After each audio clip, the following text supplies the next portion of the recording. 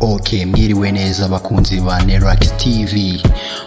Uyu munsi tubafitiye amakuru agira ati uyu munsi tubafitiye ibyamamare bigiye bitandukanye mu karere ka Rubavu. Tugiye kubereka zimwe mu ngingo zikurikira za makuru tugiye kuvugaho. Wowe ikintu usabe kora subscribe ubashe kubona vibes zigiye zitandukanye, ibikorwa byacu bya buri munsi ugenda ubibona. So urakora ku nzogera aho hasi handitse umutuku wowe utarahakora. Reka duhere mu mujyi wa Kigali. Umuhanzi witwa Bruce Melody yamaze kwiyandikisha tatuwaje z'abana babiri b'abakobwa. Amafoto yasohotse hanze byagaragaye, amafoto ari kumwe n'umuhinde ngo wabashije kuzimushyiraho. Bikaba bivugwa yuko yatanze amafaranga asaga ibihumbi 800 by'amanyarwanda. Ni amafaranga menshi cyane kugira ngo bamwandikeho tatuwaje.